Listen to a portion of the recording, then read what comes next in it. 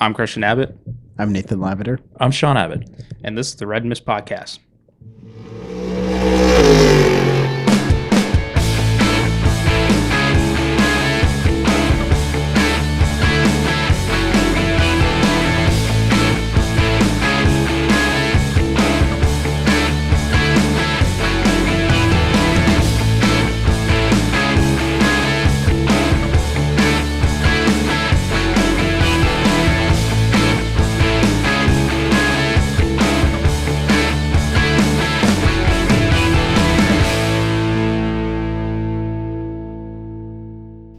Hello, welcome to the Red Mist Podcast, Season 4, Episode 18. The number 18, Joe Gibbs Racing, Interstate Batteries, Pontiac Grand Prix from 2000 of Bobby Labonte. That's a good one. It is a good one. I like it. Mm-hmm. Wish Nate's probably mad he's not here for it, but anyways, I had to give him a little NASCAR action. Anyways, on tonight's show, we'll discuss NASCAR and Nashville quickly. Although this is one of my favorite racers, just from a title sponsorship standpoint. Mm-hmm. It's the Cracker Barrel 400, and I love me some Cracker Barrel. No, I mean, it was good. I don't think it was. what, Cracker Barrel or Yeah. the race? No, I Cracker didn't see it. Barrel. I didn't see the race. I I'm just I saying, didn't either. I'm just. I love me some Cracker Barrel. Now, the only thing that could top this is if NASCAR could get Waffle House to sponsor a race, Oh, that would be good. which I can't believe they don't. Because Yeah. honestly, if Waffle House was the title sponsor for the Daytona 500, it would be amazing. Or even. Oh no, they gave you the 400 because that's the Coca-Cola 400, right? What? No, it's the Coca-Cola 600. What are you talking about? The 400? Yeah, who sponsored? What's the 400's sponsor? Well, it used to be. So back in the day, it was the Firecracker 400. It was July 4th. Okay, Yeah. it was America.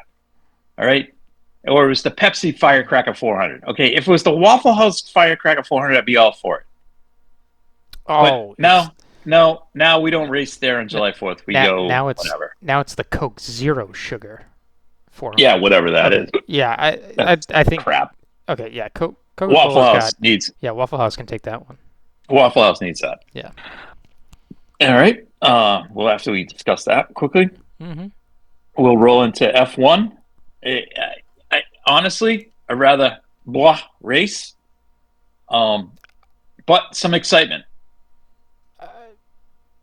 Okay. Some, but I'm questionable on the excitement, and I will get into it. IndyCar at Detroit, I actually thought was a good race.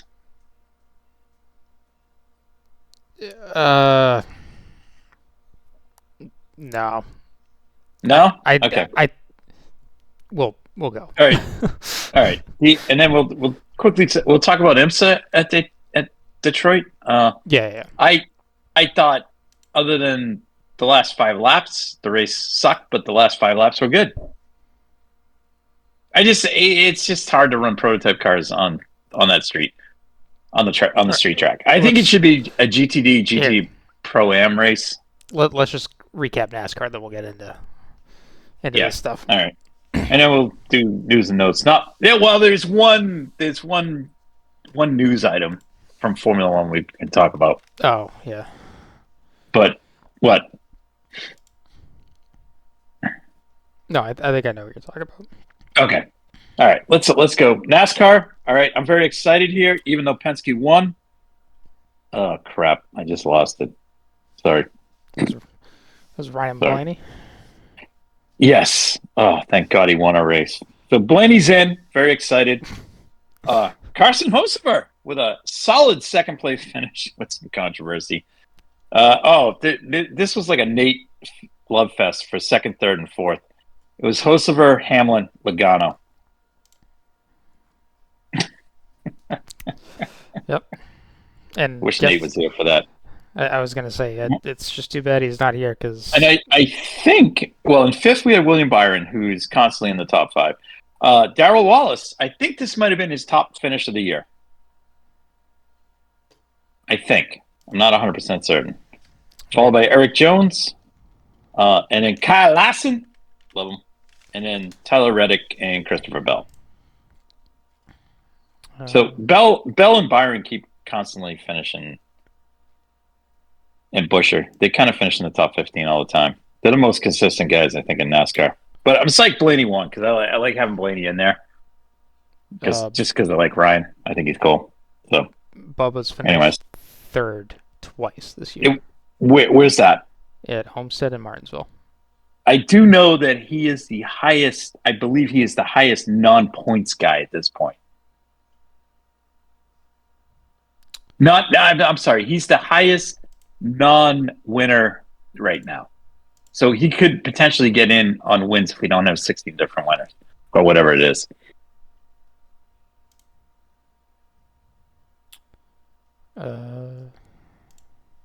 We got checking?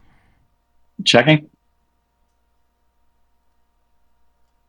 Oh man. Right.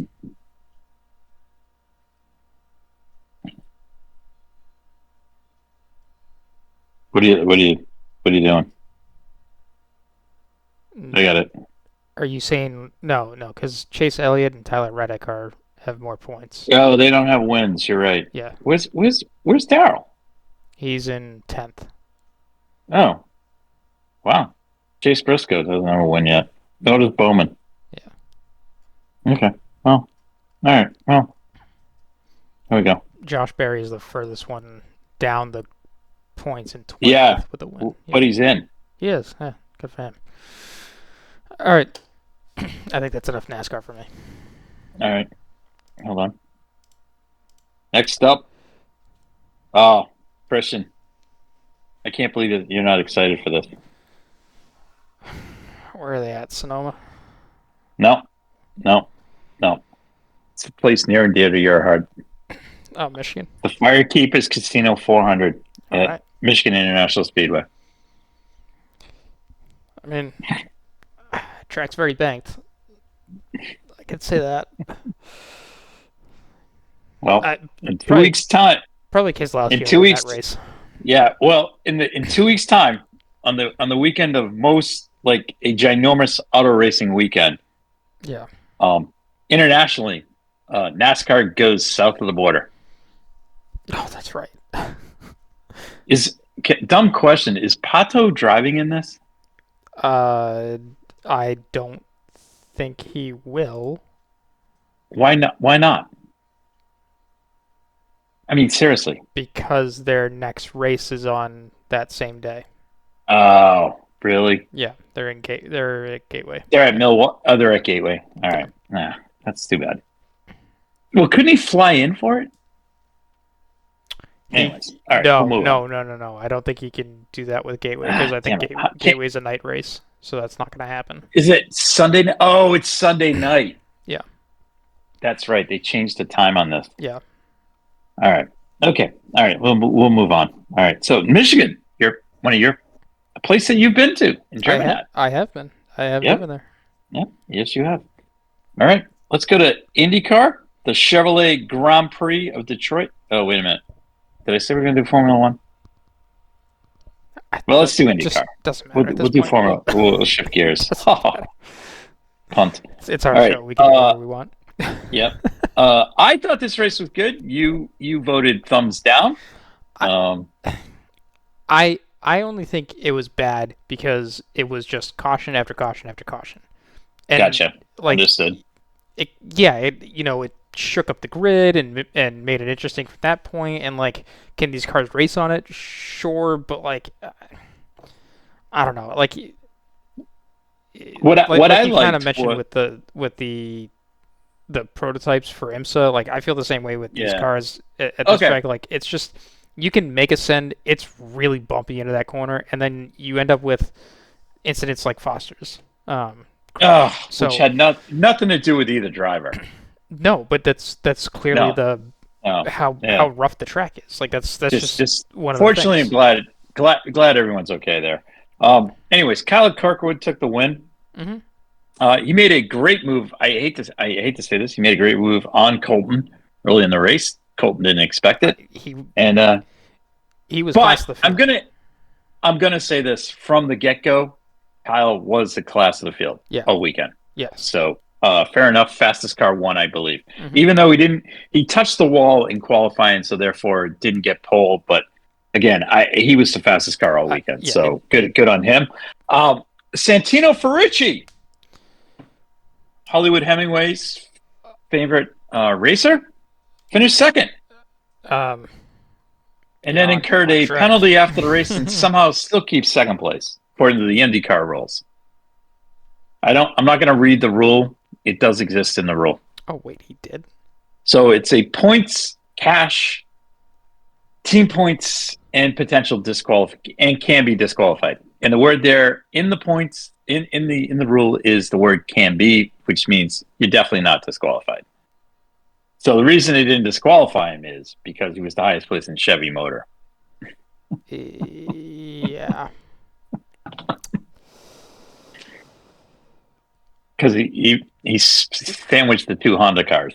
Mm-hmm.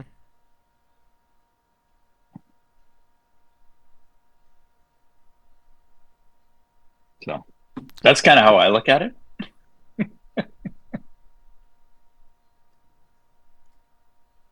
You there? Yeah, I'm reading the article You're to just baffled. see what it is. So he was. The car was perfectly fine, but with the driver in the car, they didn't account for his weight properly. That's exactly what it was. Okay. This is essentially the Danica rule. Yes. So when Danica came in, they had, because I mean, honestly, now I'm not like nothing against her. It's actually known as. She weighed X, and they were like, "Yeah, it's the Danica rule, and the cars have to weigh to a certain thing, so they have to put driver ballast in." Yeah. So Santino is the Danica Patrick of present day IndyCar, apparently. Oh, anyways, Colton Herter with a fine finish, third. Will Power, I love Will. Finished. He started 8th, finished 4th. Fantastic. Ferrucci, though, 21st at 2nd. That was good. Great strategy on the Foy team. Kiffin Simpson, solid race. Marcus Armstrong, again, solid race. Pato, 18th to 7th, should never have been in 18th place in qualifying. So completely blame that on Arrow McLaren and Zach Brown. Lundgaard, 4th to 8th, horrendous. Joseph went 24th to 9th. Good job there. Rossi, 15th to 10th. Fine finish. And then Dixon, 16th to 11th. And then McLaughlin, 7th to 12th. Well, you reap what you sow. After he took out... who did he... he took out Nolan Siegel in a fantastic move. Scott, this is not supercar racing. Just the FYI. Again, like it was the way the track move. He was on a straightaway and he took him out. He was, because he committed to the inside and you could tell like he was not moving from the inside, so he was committed to making the pass. No, McLaughlin. And Siegel didn't move over enough, right? And broke earlier because of the accordion effect. So like it was a complete misjudgment in the situation. Right. So it is what it is. And then but he gets all pissy about it. Right, but share it on the social media, and then he gets all whacked at Tony Kanaan for going back at him. Right. I'm like. McLaughlin and Newgarden, I don't want to see them ever again. I can't take them anymore. This is also my problem with this track. It sucks. I know. Like it sucks. I know. I know guys should be paying attention or whatever, but like it is so ungodly slow. It's ridiculous. It's so ungodly slow, and it's so narrow. And honestly, if you go back and look at when the Detroit Formula One race was there, the track was much wider. This track is narrow as narrow gets. Yeah, and it's not the same. It's like a layout. bobsled run. It's a little bit slightly different, but yeah. still, Oh no! It's totally different, but it's a bobsled run. It's ridiculous. Yeah, I'm not a fan of it. I much prefer if they were back at Belle Isle. Yeah. Oh, but here's the kicker: they signed on for like another 5 years or something. Oh, another 3 years. I know. Can't go back to Belle Isle because God forbid we might like interrupt some pigeon that's over there or something. Anyways, all right. So IndyCar is off this week. I'm done ranting about Detroit. Even for next year, this Detroit. time it comes around. Like it is what it is.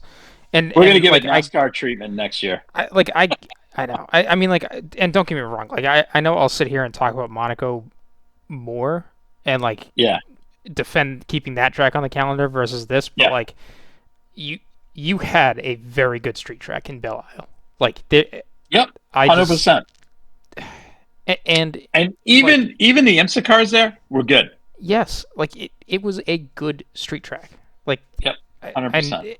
And I'm not like totally against street tracks. Like I think they're okay. I just don't think that they should be everything on the schedule. Yeah, no, I get it. And some cars suit it better than others. Like that's just. Can I ask a dumb question? Oh, we don't. Oh, okay, I get it. Never mind. I forgot when. Okay. I thought. No need to ask. Typically, can I ask a question? Why do we not go to Milwaukee right after Indy? Because we always used to. That's. I know. Now it's like the second to last race because we got Milwaukee and Nashville together, so we have two ovals. Yeah. Well, I mean, it's not like Detroit is really that far out of the way either. It's all in the same. Yeah. It's the same direct. One's to the west and one's to the northwest and one's to the northeast. So. Yeah, but it's not like it's a crazy difference between the two. Yeah. It's not like they're going to Laguna, Right. Okay. So we're off to Worldwide Technology Park. All right. Formula One. It's exciting. I thought it was a good race. What did you think about the weekend overall? I'll be honest, I didn't watch any practice, and I kind of watched. Didn't catch qualifying. Well, I did, but like I was. I rock up to qualifying late because I like to just skip through the sessions. Session 1 and 2. You just like to get to the session that matters. Well, like I'll watch 1, 2, and 3, but I just prefer to skip that 10-minute gap in between each sessions. And if two guys write the car off or whatever, I could just skip right through that. Sure, gotcha. So, having stuff available to watch on replay or scrub back to watch back x many minutes is very convenient. I gotcha. So, all right, and there's no rush on like. So good to see Ollie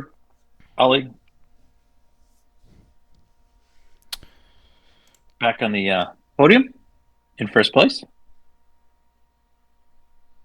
Did you say Behrman? No, Piastri. Oh, I thought you went Oscar. Ollie Behrman. Oh, I'm sorry. Oh, sorry. No, sorry, Oscar. Okay. Sorry, Jesus Christ. I was looking at Behrman. Why was I looking at? Right to the race result. Well, I'm hoping someday that Behrman's going to be there. Good to see Oscar back on the podium. Yes. So good for him. Yep. Lando back in second. Yep. Shara in third, and then we had George and Max get into it. Max gets penalized down to 10th.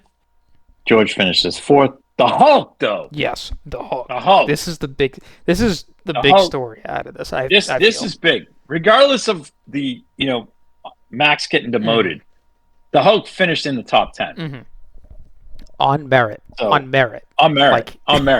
Yeah, on merit. And he gets points for the comments post Monaco too. Yes, he does. All right, so the Hulk is asserting himself, which I love, with a fine 5th place finish and 10 banner points for Sauber. Yeah, can't wait to see the team standings after this. Yeah, I know I think we probably made comments of like, is Sauber even showing up for this year? But like, Yeah, that's one way to stand out. That car overall was competitive this weekend because Yes, it was. Bortoletto got into Q3. So, yeah, you got a Q3 or Q2? Sorry, Q3. They were not at the back of the grid. No, they weren't at the back of the grid. So, anyways, they were in there, yeah. Lewis sixth. Again, Hajar with a fine finish. Mm-hmm.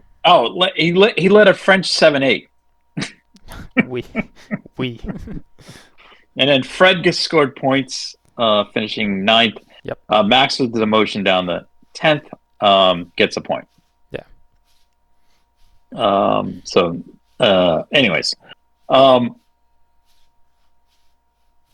overall the race kind of just, it went the way it went. Max did make an audacious move on the opening lap, got around Lando, slotted into second, and then applied the pressure on the team on McLaren. And again, this is McLaren, both in IndyCar and in Formula One, not realizing what the other team's strategy might do. Well, all right. I have two ways of looking at this. Okay, so let me. If I can just finish, and I'll turn you loose. This is my beef with McLaren, and this is my beef with Fat Zach. You got to be careful with that. What, Fat Zach? Yeah. Fat Zach? Well, he is kind of fat. All right, can I call him Pudgy Zach? All right. Whatever you're saying, you got to be careful with. Okay, just so you know. All right. Let's. This is my problem with Zach. All right. Yeah. All right, because I'm really getting tired of his act. Okay. On both shores. How you guys cannot think that Max was going to try and do something, or Red Bull was going to try and do something to try and steal the race is beyond me. Okay. Now, the one thing that was working against Red Bull here was a late race caution. Okay.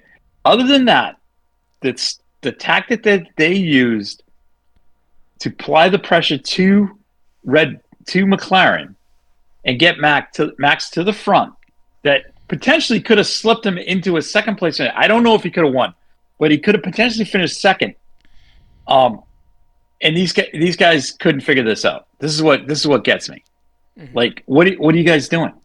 Like, you couldn't possibly think that they might do this, meaning that they were going to run their car super hard and push you guys, which they had to, because Oscar in the first stint did not want to run. He wanted to get a lead and maintain it, but Max kept applying the pressure to him. Yeah. And then, GP at one point said, Max, now they're reacting to the pressure. And they were. And they didn't know what to do. Yeah. And then what happened was, unfortunately, and this might have been, now I don't want to start conspiracy theories here, but a Mercedes car blows an engine while a Mercedes car is leading the race? Interesting. Oh, you mean McLaren? Yes. Kimi blows a motor in. Anyways, just moving on. Just saying. I'm going to throw it out there. But I just find that McLaren not thinking that through, couldn't believe that. Anyways, I'm not going to excuse what happened next. I mean, what happened next was the yellow flag. Max came. I wanted to ask you this question. Had they not pitted Max, okay, just throwing this out. Yeah. Could he have finished third?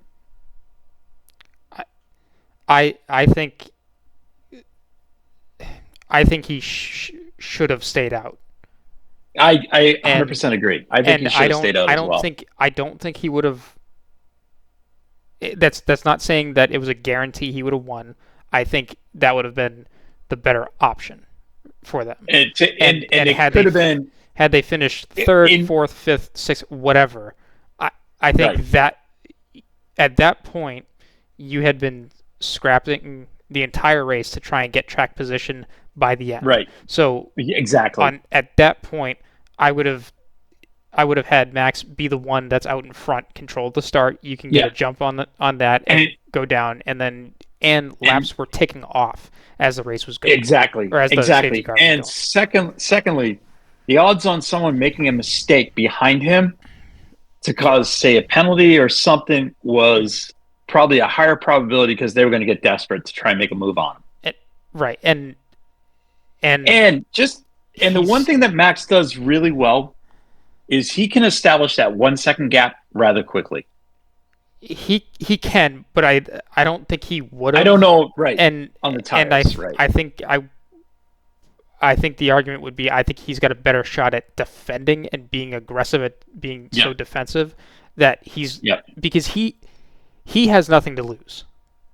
Exactly. McLaren That's is how the I one looked at it. the McLaren is the one that has something to lose, and so force them into desperation, right? Right. Exactly. Yeah. 100% agree. 100% agree. I think it was a poor call by Red Bull.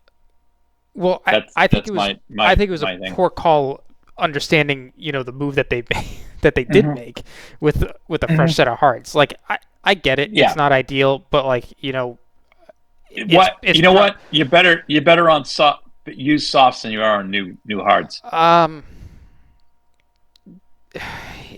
wouldn't say that much, because at that point in the race, like, he was on 5 or 6 lap old softs, so the edge of that freshness is definitely gone, and you're now cooling the tires down. So how's it going to handle through a heat cycle when you fire them back up?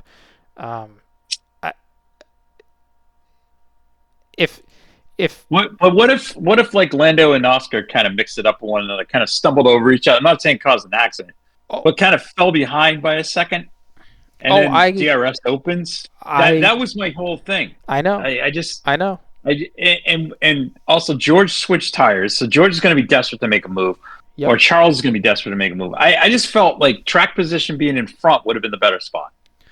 I think it would have been as well. And because I questioned that move right when they pitted him. I'm like, why? Well, my initial reaction was, oh, Max can pit and get a free pit stop out of it. However, I did not expect them to go into hards, because I figured. Well, that's all they had left. Right. I figured they would have put another softs on, but we don't. None of us know the tire allocation that these guys have. No. They did say it at the end of They did say it early in the race what the tire allocations were. They did say what was left, and what was left for Red Bull was the hard. Right. So for me and probably a bunch of other vast viewers of this race, there is no live graphic showing you what's left that these teams have. There should be, and it would be interesting to see those graphics, because. But it was if on F1 TV they did tell you what was left. Okay, I didn't really hear. Yeah, and you might have missed it. That's fine. So. No. But we're on the same page. Yeah. Okay. All right. Let's have your take on it. I just wanted to get to that point. That was my whole thing. I thought the race was great, because I'm just kind of backing up before the whole fiasco. I think the race was great because Max and Red Bull executed a great strategy up until the safety car. And the only thing I will say there's two ways I look at this. I don't see it as how you are with like McLaren, botching it or whatever, or just being moronic. I think this is the inexperience of being the dominant team, because you're having to learn how to deal with all the stuff that Mercedes had dealt with for years in trying to maintain 1-2 finishes and getting the best performance out of the car, and the drivers managing those as well. They are still reluctant to split their drivers, so and cover Max off, because like how the race finished off, it didn't matter, right? But up until that point, your biggest threat was Max. The Mercedes weren't there, the Ferraris weren't there, so you have to just cover off Max and Red Bull, and they're not willing to split the strategy between the two drivers, and then come up with some agreement of whoever's in the lead by the end of lap 1 or 2, whatever it is, like if you're going to split it, and if you do the math out right, and the times are supposed to come out pretty close, right?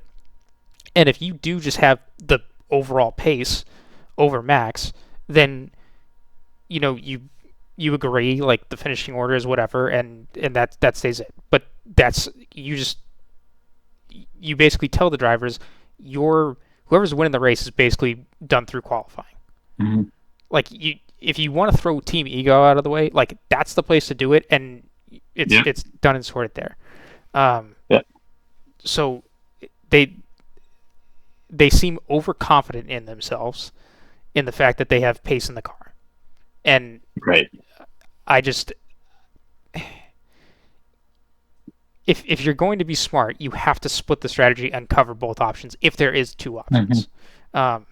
Some races are much more straightforward, like there's no need for that. But like when it's pretty obvious that there's another strategy in play, you got to do it. And over the past 2 years, the 3-stop strategy has been the one to come out on top. It has turned into that. That track has turned into that. You're right. Max and Red Bull got Lewis and Mercedes one year, and then literally the next year it flipped, and the teams went the opposite way on each other. And Lewis got ahead of Max in the end. Gotcha. That's the other reason why, like for as single file as this track can be, I think it actually races very well, because you do give teams the option to run 2 or 3 stops. So to me, I think that's much more interesting to watch, because the whole race, it didn't click for me what Red Bull were doing until about halfway in, and I was like, oh, he's actually got a sizable gap with a tire advantage towards the end. Like, this is going to work out really well. So and as the race went on, I mean, like it was clear that I don't think Max was going to get him in the end, because they did just have enough of a gap. But like you mentioned earlier, they at one point McLaren realized what they were doing, and they were pushing them, and it was into a spot that they were uncomfortable and they had to do, and it was against the plan. So like all Red Bull did was force them to react, because they were the ones to make the first move. And this moves into my second point is, other than McLaren being in an unusual spot of being that dominant car, Red Bull has been in this position before. And they're not afraid to try stuff, even if it doesn't work out. Because for years they did this against Mercedes with just Max. So they know how to tackle 2 cars with one. And it's hard, but Max is really the only driver that can do it. But the key to Red Bull is that they have to make the first move, because once McLaren and I mean, if you go back and watch this with Mercedes, once the dominant team makes the first move with one of the cars and you split the strategy, and then you force Red Bull to react and say, all right, time to decide which one are you going to go. Like that's right. where you have to put it back on them. Now this is all assuming that it's going to be, McLaren and Red Bull. Actually, sorry, let me rephrase that. McLaren and Verstappen, 1, 2, 3 in the order every single race. I don't think that's going to be the case.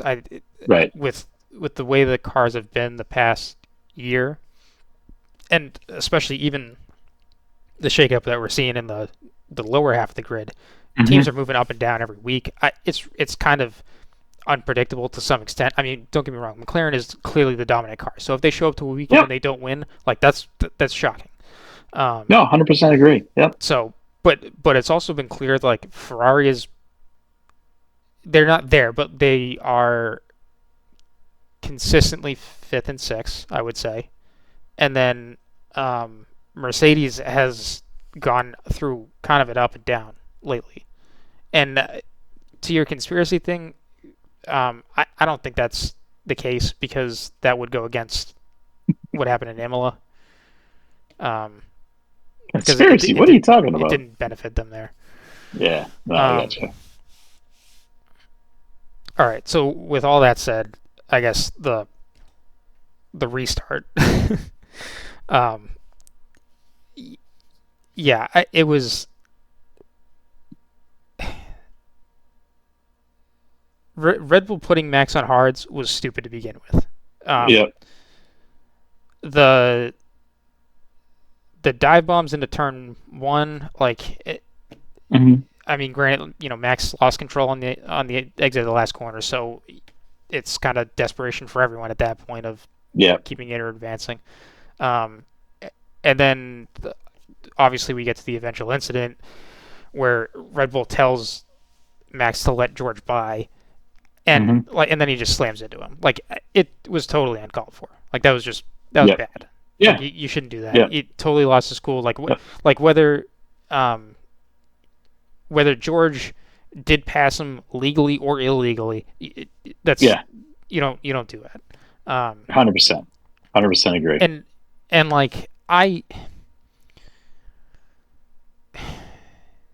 now the only, well, actually, sorry, let me back this up. Let me say this first. I thought it was incredibly stupid for Red Bull to tell Max to let George by. I think that's everyone. I think a lot of people are in agreement on that. Because I had zero concern that Max gained an advantage, and even if he did, he should have just stayed ahead and gotten the 5-second penalty that they throw at him. He's already exposed the stewards for passing out a pretty minimal BS penalty, that it's just better to cut the corner and get by someone than it is to 100% than fall behind and lose more time that way. So there was no point there. And then the kicker in all this is post race, when they were writing the explanation for giving Max the penalty for his actions with slamming his car into George, they said they were not going to penalize them for that first turn incident. So, that was dumb. Gotcha. You can't condone Max's actions on one hand, but on the other hand, Red Bull put him in a really bad spot. And he didn't even need to be in that spot if they didn't screw up. Right. So I think he just kind of got frustrated with that. And he did, and that's kind of where that went. So then, this is the other thing that I was thinking about is the only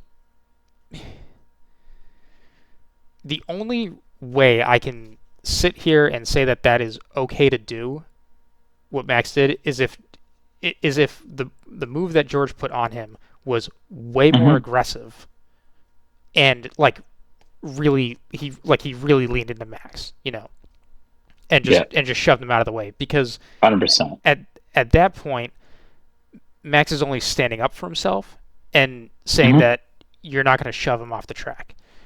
And is it great optics? No, but no, I don't fault a guy for sticking up for himself when is it clearly the wrong thing to do? Of course, but this is the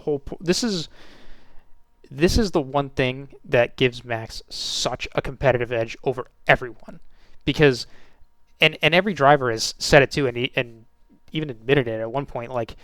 When Max is behind him, it's not if, it's when he gets by you. So he's going to make a move on you no matter what. So psychologically, he's in everyone's head, and to have a killer mentality like that,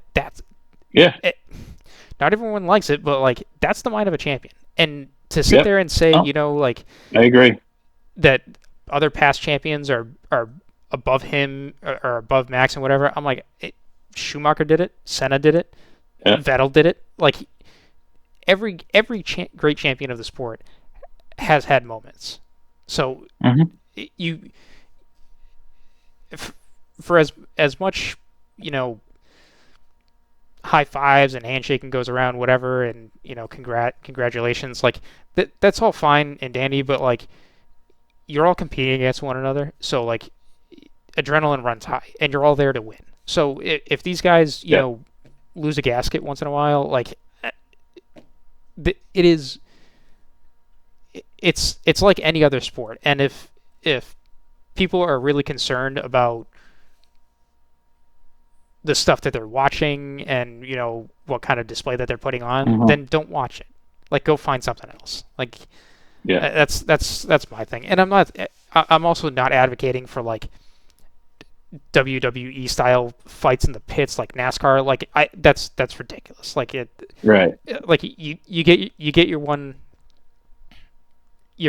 shot or line across, and like that's it. If this is a repeat thing, week in and week out kind of deal, like you need to, like, the FIA should step in and draw a line. Like even for this past weekend, like, could the FIA have gone further? Absolutely. I think they should have gone further, but the problem is they've seen incidents like this, so Max and Red Bull already know that, like, they can kind of do some of this stuff and get away with it.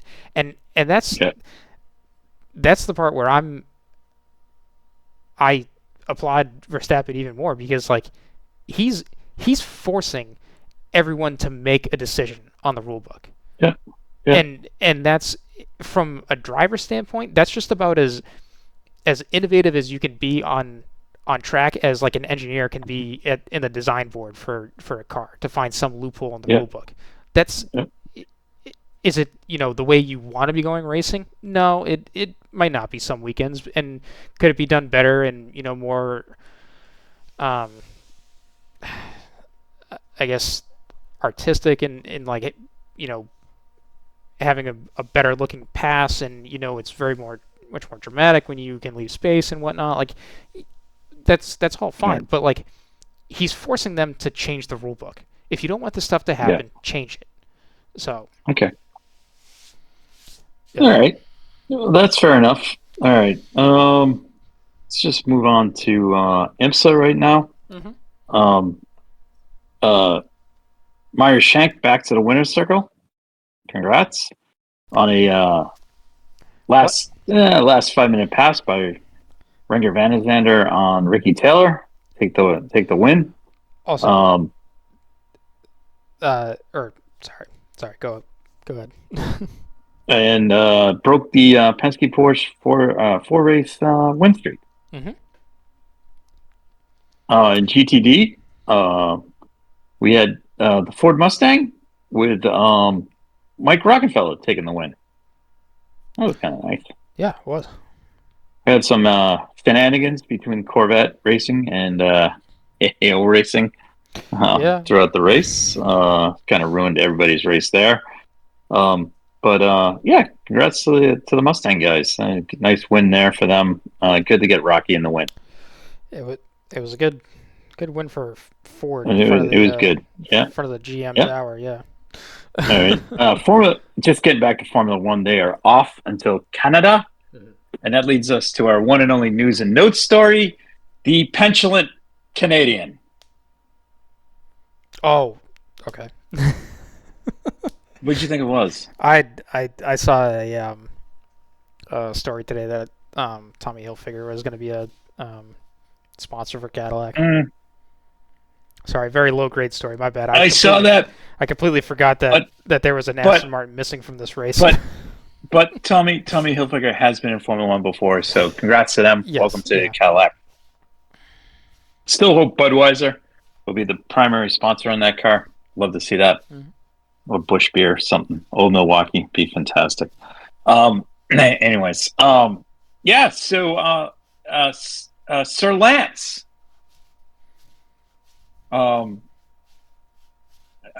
Rumors and such emanating from the paddock post-race that Lance threw a hissy fit in the Aston Martin garage, screaming and yelling, and punched something and then aggravated the injury on his right wrist. Therefore, that was the reason why he did not race in Spain. Okay, so just to be clear, he didn't race because of this injury. What's been tossed and thrown around there is that he threw a hissy fit. That's not threw a hissy fit. That's not threw a confirmed hissy nor fit. denied by official reports. That's what everyone. Let's put it this way: the denials are rather suspicious. Yeah. Or specious. I find it odd that the guy qualifies in the second qualifying session, best qualification all season, throws the nut job in between sessions, and basically hurts his wrist again. Mm-hmm. So I have a question at this point. At what point is this kid done? I mean, because honestly, this is embarrassing. I hate to say it. I get it. Daddy owns the team. Daddy owns the team. Yeah, You didn't have it. I didn't have it. Have it teed up. You can hit it. You can tee it up. I can't. I don't have it. Anyways. The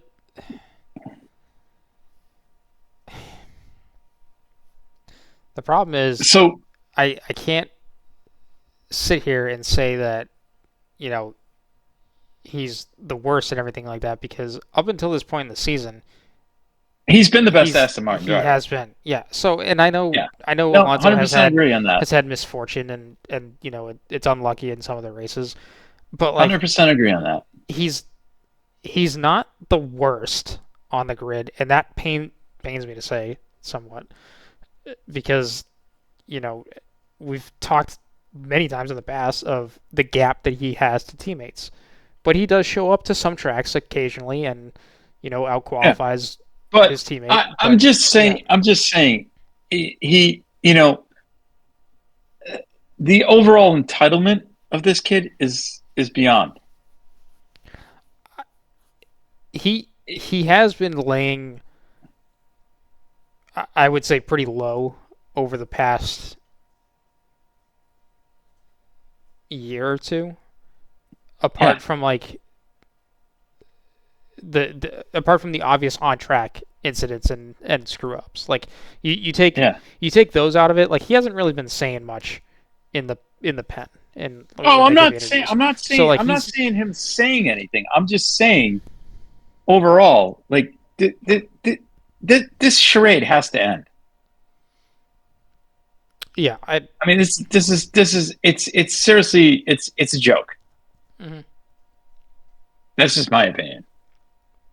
I am there with you. I don't think he hasn't gotten away from this notion of he's there because of.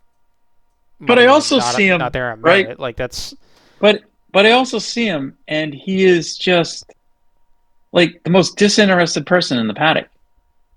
Yeah. It's amazing. Yeah, it's unfortunate. I mean, you need to. Yeah. The car is not competitive, but when it was, 2 years ago, or was it last year? Anyways, whenever it was competitive, Fernando was up there, and even still this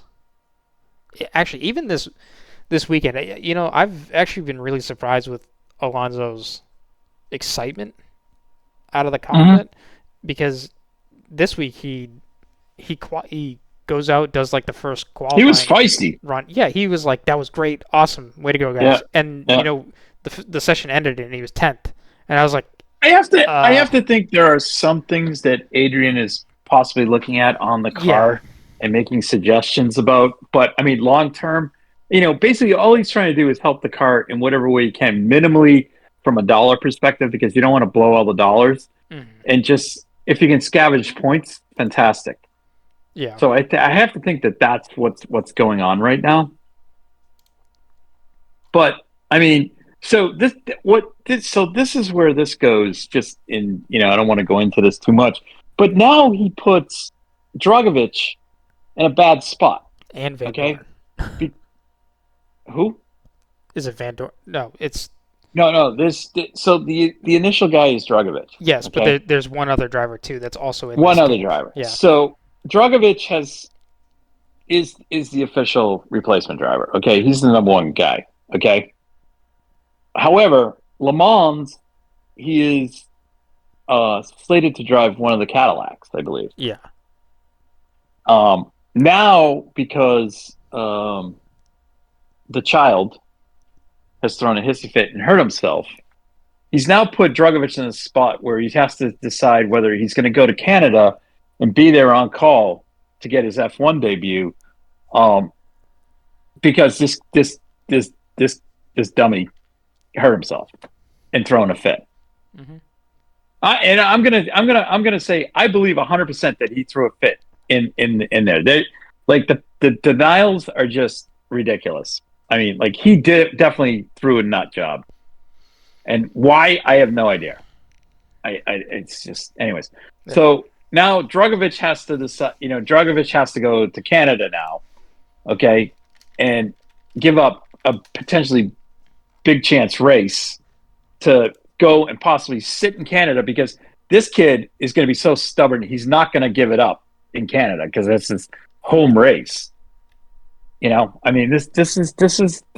I mean, like if you're a team player, you can't be doing stuff like this. All right. Same on Max, but with Max, the whole difference is right now he's it. He's the only team member. Yuki's not doing anything. No, and this weekend was the exact example. I think next of what we've been saying, where like you. And I think next week we should take a deep.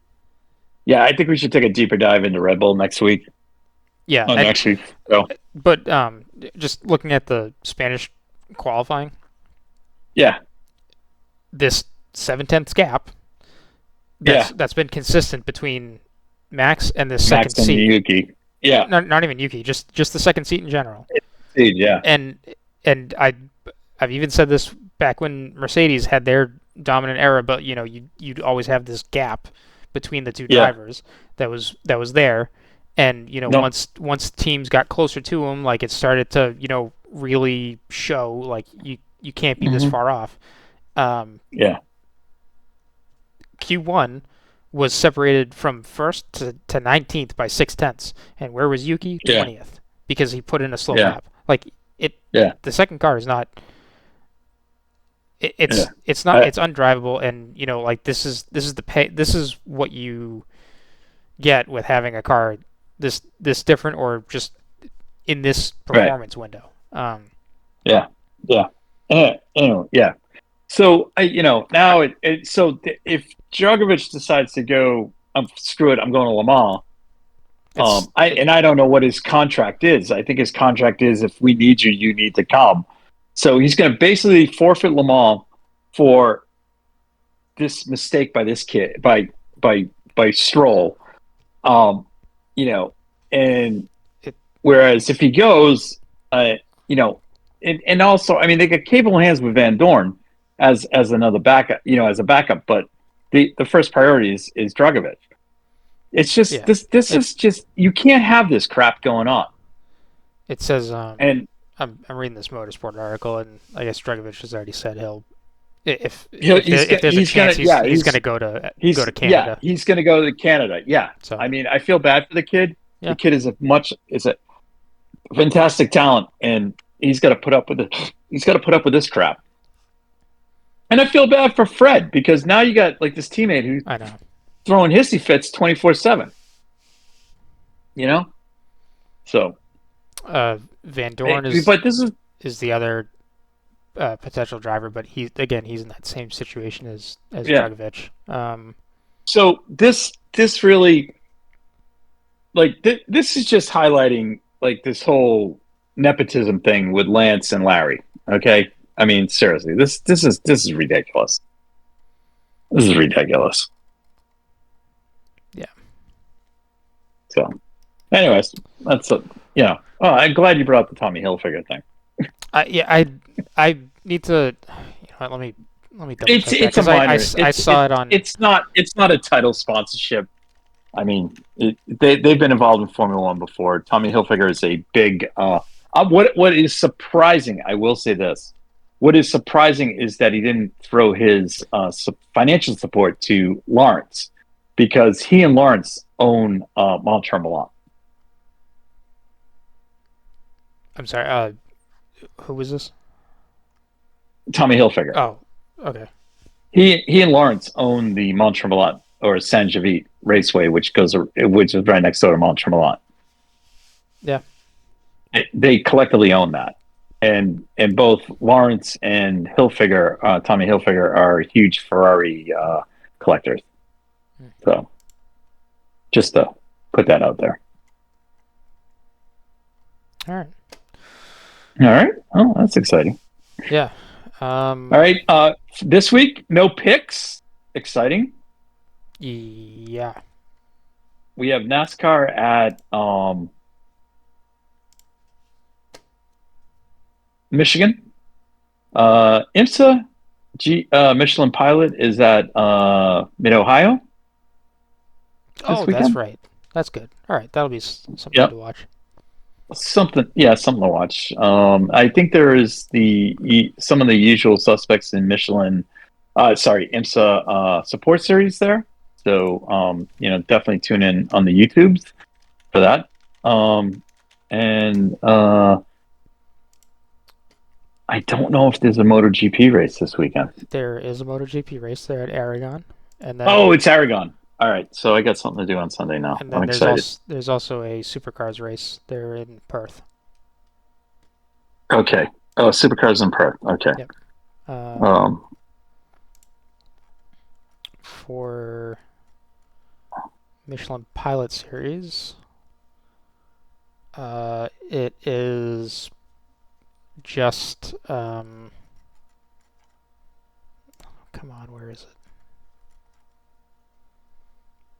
It's Michelin Pilot Series, VP Sports Car Challenge, and the MX-5s. MX-5s. Okay. Yeah. Exciting. All right. That's exciting. All right. Is Trucks or Xfinity running this weekend, or is that not? They're not at Lime Rock. No. Doesn't like the Xfinity cars run at Mid-Ohio once in a while? They do, but I don't know. Oh no, they're okay. They're not going.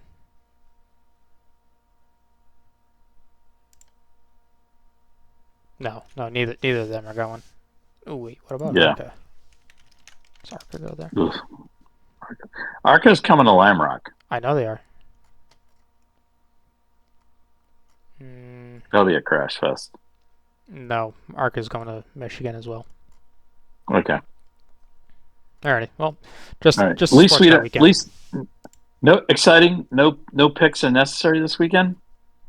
Mm-hmm. So that's good. Just real quick, Christian. Who did the best in the IndyCar race last weekend? Technically me. I picked Dixon to win. He finished 11th. But my dark horse Kirkwood won. That's exciting. My dark horse finished 3rd. Yes, he did. It was third. Yeah. I don't have 4th in there. I was very excited about that because your winner. Actually, hold on. Before we end this, we can't. I think we glossed over the fact that Palou finished 25th. Because he got wiped out. He got wiped out. That's if someone else other than him is going to win, it's going to be because they're taking him honestly, out to win. I just want to comment one thing on this. Townsend Bell, oh my God, you are absolutely one of the worst IndyCar announcers or analysts ever. As soon as Palou went out, he goes, "This title race just tightened up." I'm going, dude. There's an 80-point difference, and it'll never get that close. Well,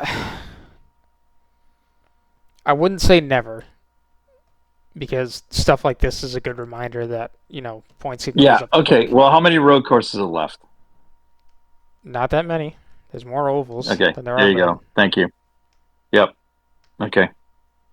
Oh, I think the argument is more that crazy stuff can happen on ovals than it would on road courses. Yeah. Well. So- Anyways, I just was like, I almost like put my almost threw the remote through the screen on that comment. Yeah. It's like, I get it. You're trying to keep it happy, but come on. I will say though, Nate's pick to win got second. So when that late caution came out, I was like, oh no, he might actually get this right for once.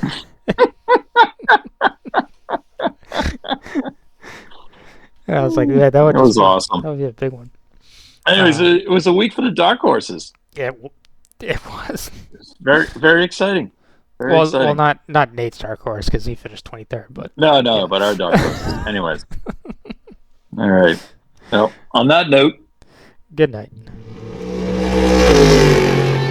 Thank you guys for listening to the Red Mist Podcast, hosted by Christian Abbott, Sean Abbott, and Nathan Lavin. It's produced by Christian Abbott, and music is by Alex Wart and Harrison Tate.